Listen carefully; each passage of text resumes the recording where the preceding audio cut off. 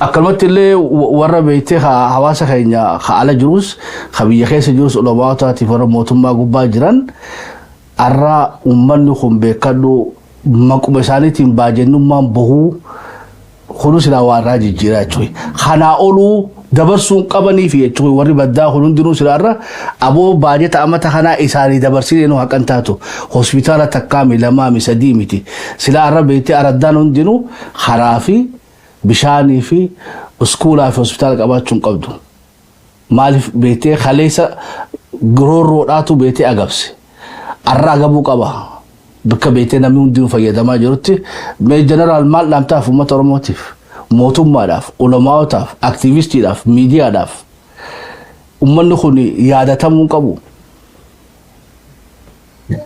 أمّن خو يادتا مون قبا أمّن خون أمّتا رامفتا مون قامني أمّن خون أمّتا دينagee isaatiinis oromummaa tana bira dhaabbataa ture falmachaa ture oromummaa isaatiif ummanni kun ummata taatii fi gartee abbootiilleen gartee bahaniin wajjin wareegamaa turan arra'an hugguu ummata niyyaa maqaadhaan shuumoon ummata niyyaan ammata niyyaanaa kennee nyaadheewu a'ootii keessaa namee oyitti marqaan ummata niyyaa ummanni niyyaa harkaan boqqolloo feeddaganii boqqolloo affeelanii daakuutti godhanii marqaan isaanii marqaa biyya biraatiin adda ummanni anniyyaa ummata marqaa sii kennu san itittuun yookaan aannaniin aannan horii isaa sun bar aannan gartee gaxelmamee horirraa amma gaxelmamee sii kennamu jechuudha normaala jechuudha aannan isaa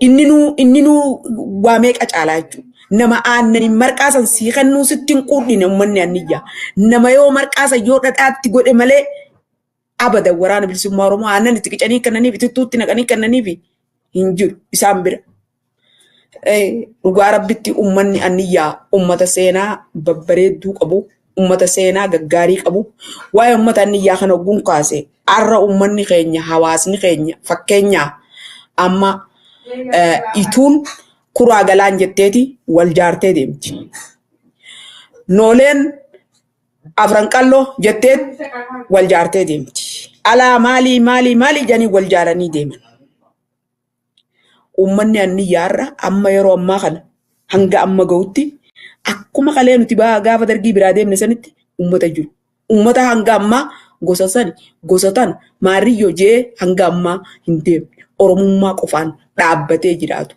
na boonsa ummanni anniyyaa akkuma qalee na boonse na gammachiise akkaan qabsoo sanii muradhee qabsoo san geggeessu na godhee arrallee ummanni anniyyaa wallaahi if keessatti hogguun tana dura dhufti wanni tun oduma waa'ee kanaa gartee ijoolleen tun kaastee waa'ee gargaarsaa kanaa fi waa'ee gartee mana haakimaatiif kana hin kaasinu waa'een ummata anniyyaa numan dhaggeeffadha ummata kamiitu arrallee irra akkami jedhee ni dhaggeeffadhaa jechuudha akka ummanni keenya gosa wal ciree arraan tana gosaan deemu kanarraa ummata useetuma karaa san qabatee haruma oromummaa san qabatee haruma saniin deemaa jiru miidiyaa sooshaal miidiyaa kanarratti waa'ee isaa waa takka haga ammaan dhageenya jechuudha angaayoon dhaga'uu baadhillee beeku na jala dabartullee ummanni anniyyaa ummata cal jennee ilaalluu miti maaliif jennaan arra dhugaa rabbii bilisoomne haa namni keenya jiru namni aangorra arraan tana jirulleen nama oromooti dhala oromooti haa jennu malee namni afaan oromootiin dubbatee qofaa miti namni oromoo tahee qofaa miti namni maalummaa saba ifiif keessa gabbeeku qaba nin dhaggeeffadhe caffee oromiyaa arraa miidiyaa irratti nin dhaggeeffadha jechuudha obboleettiin tiyya takka addeen teenya takka maqaa isiin beeku bakka hunda maqaa dhooyte bakka hedduu gooroo guutuu maali jettee karaa waa'ee gartee hospitaalaa kanaas waan hedduu dubbatti waan niyyaa kanarra baati jeetii dhaggeeffadhe takka hin jiru dhaggeeffadha yeroo kaanis takka hin jiru ummanni anniyyaa dhugaa rabbitti ummata bara qabsoo goonu sanillee diinni ija qabsootiin laalee miidhaa gurguddoo irra geggeessaa ture hospitaala tokko karaa tokko akka isaanin arkanne godhaa ture ija nuu laalu ija adda bilisummaa Oromootiin laalu akkasumatti laalaa ture jechuu diinni. Arraan talallee dhugaan uummata Oromootiin waan hin jiru uummata Oromoo uummata anniyyaatiif owwaadhuun siin jaa. Uummata anniyyaatiif haa owwaannu uummata keenyaaf saba keenya foon keenya uummanni kun uummata kalee ilmaan ifii bira dabarsee waraana bilisummaa Oromoo qabsaa tokkoon jiraachisa ja'aa ture abbootiin isaa. Ani ilmaan kiyya kamana jiru mana jiranii haala jiru kana qabsoof saba guddaaf deemaa isaan warra tokko mana tokko isaan nama ja'aa ture uummanni keenya. Warri akka abbaa Muusaa sunfaan nama akkas ja'aa ture. Namni akka isaanii Aadamfaan nama akkas ja'aa ture. Maqaa namaan dhahee fixuu hin danda'u. Warri akka tukkee kun warra akkas ja'aa ture. Warra lubbuu isaanillee hin qusanne diinagdee isaanillee hin qusanne. Biyyi anniyyaa biyya bara nuti qabsoo goonu san muka yoo akka gartee muka kanniifni muka galaa muka kana keessaa yoo wanti jettellee ulattee nyaattu jechuudha. Har'a immoo uummanni keenya sun an ummata anniyyaatii fi ummata walloo addaan baasee laal. Ummanni anniyyaa ummata Somaaleen dakaa ol isa hadhattu. Somaaleef irraa gad dhoorku. Galgalaa ganama wareegamu. Horii isaa irratti qabeenya isaa irratti wareegama. Dachii isaa irratti wareegamu. Haga arraa itti jiru jechuudha. Bara nuti qabsoo goonu sanillee waan hedduu takka beeyi. Waan hedduu takka as gara. Haga nutuu deemnee yeroo gartee diinni deemee Somaaleerraa qawwee hidhatee meeshaa isaanii hin ta'in meeshaa isaanirra jajjabaa hidhatee uummata keenyatti uummata sanitti duulu takka ture jechuudha baruma dargii san keessa. Haga nutuu isa cinaa dhaabbannee gartee isa gargaaraa turre ni jira jechuudha. Kanaafuu uummanni anniyyaa aannan isaa dhugatti ani na keessaa mi'aa. Shuuroon isaa na keessaa mi'ooyti. Shuumoon isaan akaawwiin isaan akaanii naa kannanuu na keessaa mi'ooyti na dhagaamti. Maaliif jennaan uummata jaalalaan gammachuun itti dhagaaminsaan qabsaawaa kijjejee nu bira dhaabbataa ture jechuudha. Arrallee dhugaa rabbitti ijoolleen teenya tun tagartee aangoo harkaa qabdu ta biyya jirtu tunilleen dhugaa nuti haadha abbaa isaanii maraammarree Oromoo dhugaa akka isaan taane hin beeynu. Garuu afaan Oromootiin dubbatanii Oromoo jaan. Namni gaa bar nyaanni kunu hogguu nyaattu foolee harka kee kanarraa fooleen si dhufuu qabdi. Foolee Oromummaa uggaa'uu qaban gartee yoo dhugaa Oromoo kataan taate ummata Oromootiif yaaduu qaban itti dhagaamu qaba. Ummanni keenya kakalees bara Haile Sillaasee bara Dargii bara Mililik mana haakimaan qabne. Ani dhugaa rabbitti baraan haakima ture keessatti namaan deessiseen qaba. Wallaalummaa waanuma dhaabni kiyya achi keessatti na barsiiseen kadeessisu. Hagartee dahee hobbaatiin itti diddu. Hadhalee dhiigni irraa dhaabbachuu didee mana haakimaan qabnee mana keessa goojjoo keessa ciisu. Hakkamne qabna. Uummataan niyyaa bara qabsoo goonu keessa bara isa keessa jirru keessatti baraan dirree san keessa jiru keessatti. Hagartee dhukkubni tokko qabee dhukkuba san irraa dandamachuu hin dandeenye. Hawal'aanne qabna. Addi bilisummaa Oromoo hawal'aanne qaba. Dhugaa rabbitti hin kijibu qonna. Waaniin ifii xiyyaa harka xiyyaan godhe jechuudha. Waaniin ifii xiyyaa godhe baraan ogummaa fayyaa baradhee ogummaa fayyaa gaggeessu keessatti. Kanaaf uummanni keenya uummata kalallee rakkataa ture. Uummata bara wayyaanillee rakkataa ture. Ija adda bilisummaa Oromootiin ilaalamaa ture. Kanaafuu arrallee uummanni keenya ija biraatiin ilaalamuu qabu uummanni keenya. Nuufis isiniifis uummanni keenya uummata keenya. Namni yoo uummanni kun hin jiraanne maal jiraata? Inuu wayyaaneen warra amma aangorra jiru kan nuti Oromoo jennuun kanarra wayyaa ture. Maalii wayya seetan afaanillee taatu? Ilaalchi mootummaa jaa magaalaa keessaa miti jaa baadiyyaa gammoojjirraa baadiyyarraa jaa kana yoon kijibe namuu waliin beeyne waan wayyaaneen jettu. Isaanuu ni beekan warri OPDO keessa ture isaanuu ni beekan waan jaa turan. Xiyyeeffannaan keenya xiyyeeffannaa baadiyyaa jaa ture jechuudha. Xiqqollee ta'u mana haakimallee godhee xiqqollee ta'u eksteeshina fayyaa jeet warra gartee baadiyyaa keessatti ambulaansii yaamee yoo namni gartee ciniimmuun qabdellee bira dhaabbatee karatti dhiyeessee motoraan kara fidee akka gartee ambulaansii harkatu akka kara haakimaa deemu godhu isteeshina fayyaa sanfaa barsiiftee leenjifteen najoollee qaraasitee warra kutaa 8 kutaa 10 barate leenjiftee akkasitti baadiyyaa keessa nannaqaa turte jechuudha wayyaaneen. Kanaafuu immoo uummanni keenya kan biyya namaa keessa jirtan warri biyya namaa keessa jirtan akkuma jaalli kiyya jaalkumarraa goolee ilmi kiyya jeetti warri dhugaa uummata anniyyaa beeytan dhugaa abbaan keenya jaal dhugaa isaa bakakkolleen ni jira lubbuun arra galaasaan faan dabranis jaallarree fulakkoon kun hedduun dabranis ni jira arra inni gartee nuti amma fakkeenyaan nuti haasa'uun beeynu amma nuti wanni nuti beeynu ibidda san qawwa qawwee beeynu loluu beeynu haasaan beeynu. Kanaafuu gabbahaa uummata keenyaa dubbadhaa gabbahaa uummata keenya kakalee beela nu baasee dheebuu nu baasee akka nuti sabaafillee qabsooyne arra maqaa bareedaa kanaa yaamamnu nu godhe hawaasa san dagatuun qabna hawaasa san irraa nyaanneet qadaadasaa gorboosaa akka gaggombise uummanni keenya osoo waraana bilisummaa Oromoottis asiin kan osoo asiin dargiin isarraa fuudhu waan bade jee horii isaa saamu wayyaaneen akkasumatti osoo saamtu Somaaleen asiin osoo saamtu qadaadasaa akka gaggombise uummanni keenya kafadis uummanni keenya kanniyyaa akkas ture. Kanaafuu uummata keenyaaf namuu gabbaanee uummata keenyaaf haa dubbannu uummata keenyaaf sagalee haa taanu jaallan keenya warri reefu jaalkumarraan lakkaa'e ni jiran warra akka aanaa fa'aa jira aanaa habroo jaanii ni jiran Faransaay jiran saa'inninis namoonni hedduu gaa namni jira lubbuun jiru warri biyya anniyyaa keessa turree fi anniyyaa keessaa dhalanne illeen gabbaanee uummata keenya haa dubbannu uummata keenyaaf sagalee haa taanu har'a immoo warri mootummaarra jiru warri aangoo harkaa qabu dhugaa haalli gartee isaan ammallee nutti calaqqisan kun haaluma kalee dargiin itti ilaalaa ture waan bade jee uummata keenya wanti godhaa ture karaa dhorkatee mana fayyaa dhorkatee bishaan dhorkatee ifaa dhorkatee akkuma dukkana keessatti gartee mootummoonni dabran Haile Sillaaseen dargii wayyaaneen dabarsaa turte san wayyaaneen inumaa xiqqoo ifallee dadhaabee baate akkana waa dadhaabdee jirti.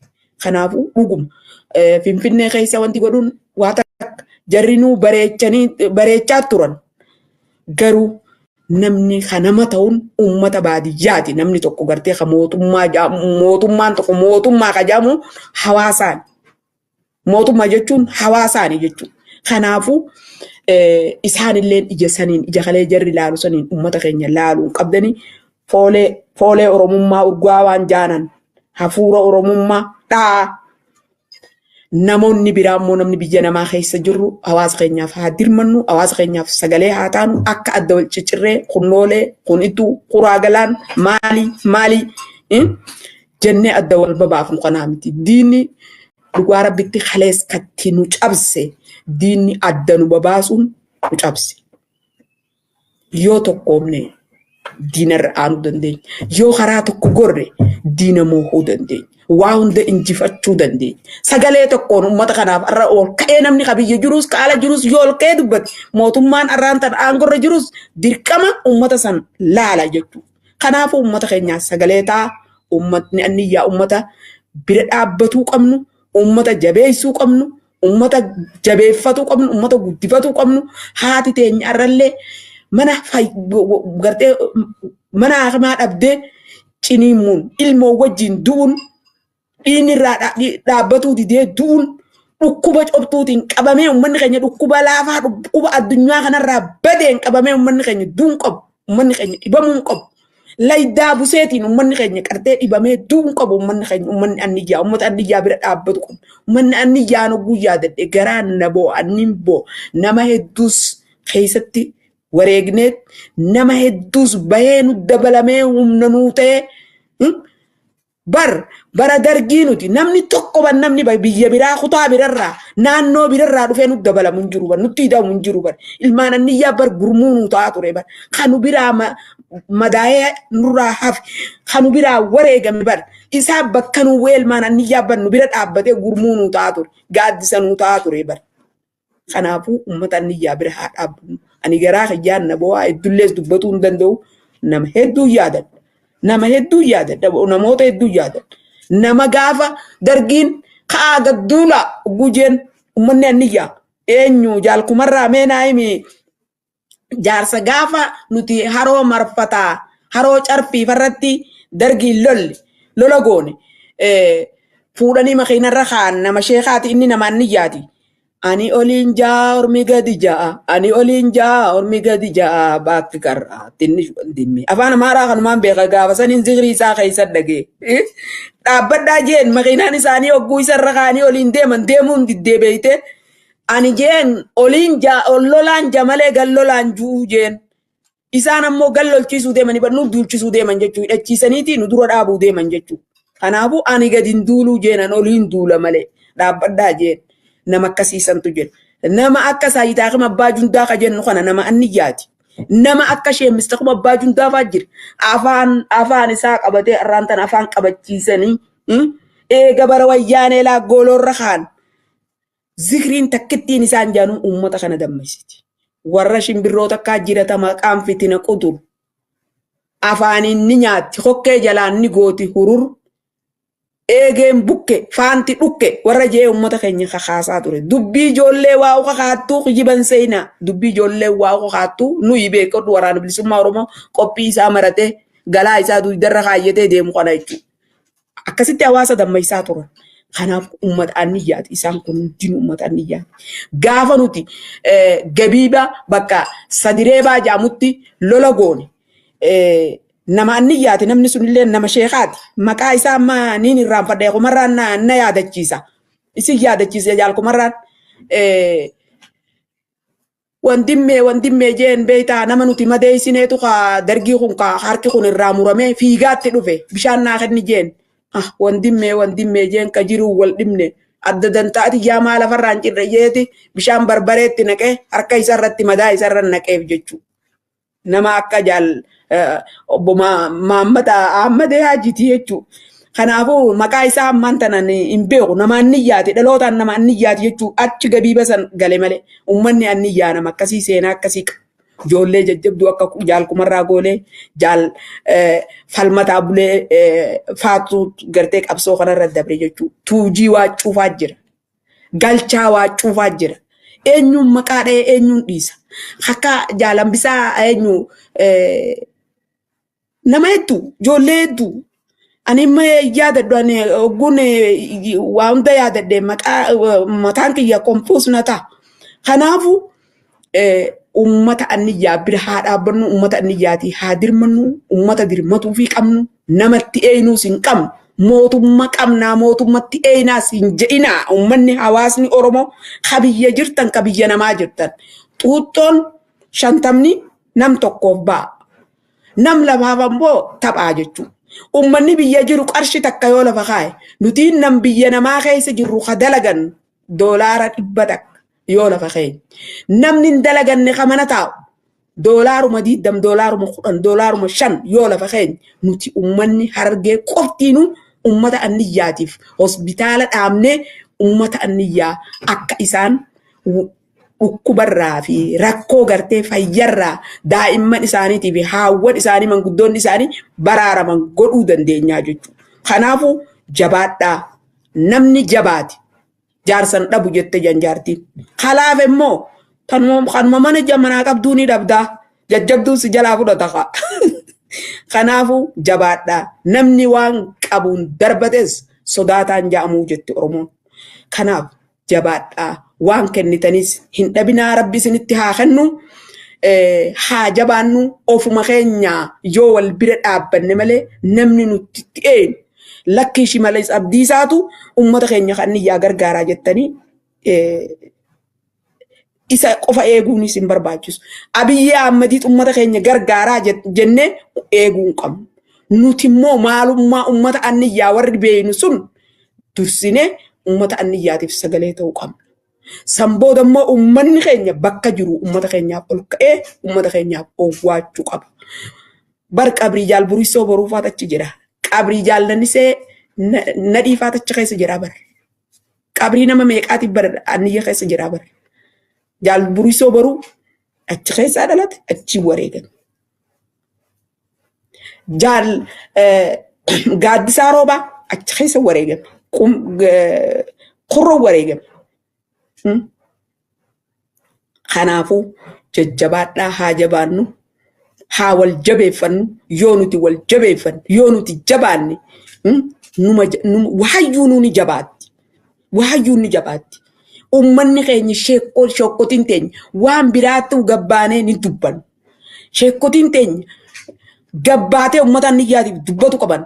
Warri akka abbaa keenya sheemiini biroofaan dubbatu qaban gabbaanii namoonni sagalee qaban namoonni dhageettii qaban kun gabbaanii hawaasa kaasuu qaban waan birarrattuu nu qaaftan waanuma qabrii qofa nuun himina waan addunyaa kanaas nuu hima waan addunyaa kanarrattis osoo jiruu nama keenya haa wallaannu haa gargaarannu haa gammachiifannu hawaasa keenya. Kanaafuu sheekkotiin teenya gabbaa dubbadhaa warri dhageettii qabdan an tokkotti maqaa keessanis yaamuu danda'u. Hoggaan kana juus isinis tuffadhee islaamummaas xiqqeesseetii miti. Islaamummaan amantii tiyya, amantii abbaa kiyyaati, amantii haadha tiyyaati, amantii nan qabadhee qabu. Kanaafuu isin xiqqeessuuf akka uummata kanaaf kaatanii uummata kana keenya kanaaf uummata rakkoo keessa jiru kanaaf dhaabbattaniif maqaa keessanillee isin dhahaa. Namoota hedduu jira.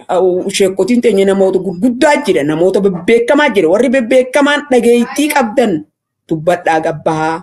Akkasuma manguddoonni keenya warri dhageettii qabdan bar jaalxaliilee isaa qumbiifaa jira. Isa faa'uu bar hin garre as keessaa. Eessa jira jaalxaliilee sheexxaliilee isaan jaalxaliilee isaa qumbii abbaan keenya guddaan ka'anniyyee keessaa dhalate qaburqaa tirtira. Mee sagalee isaan garuu baras keessatti.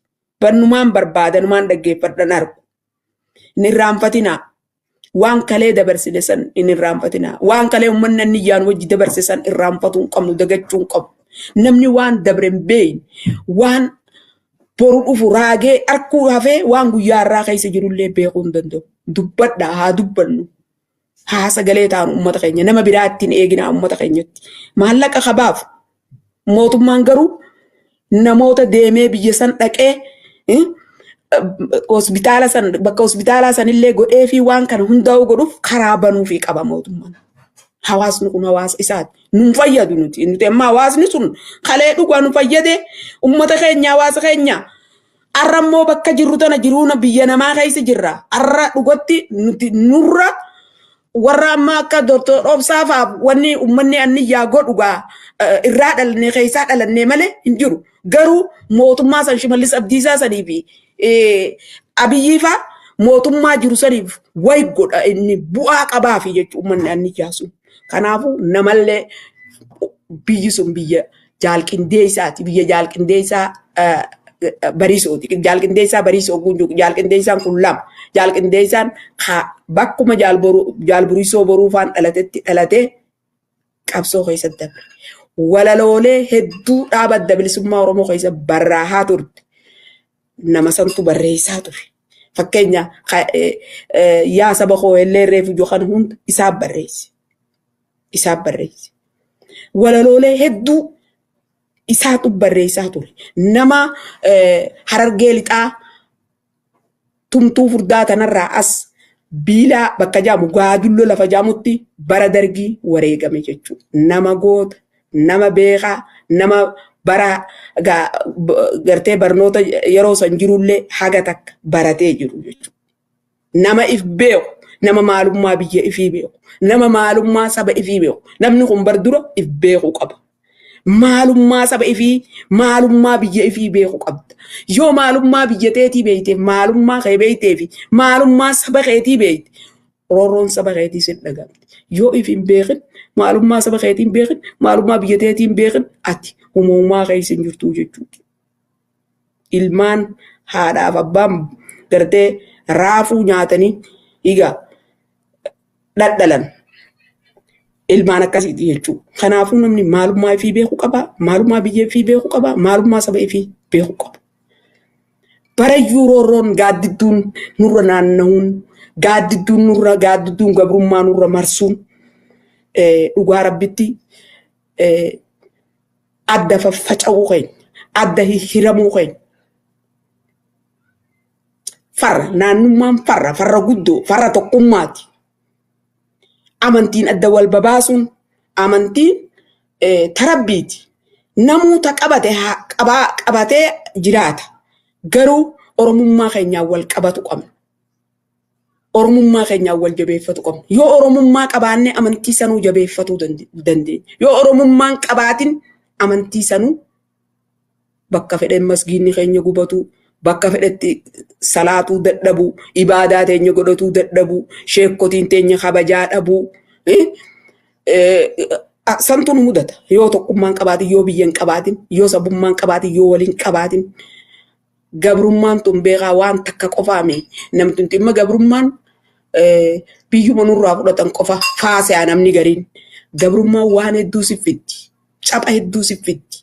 Gabrummaan biyya si dhorkiti. Gabrummaan diinagdee ati qabdu san si dhaalti. Maalummaa keessi balleessiti. Bara nuti qabsoo goonu barumni keenya ani islaama jaa ture. Ani qottuudha jaa ture. Namni shawaa tanarraa amaarree oguu darare qolomata dhahee Harargee dhufe ati maalitti nangaallaa shawaati siin jaa.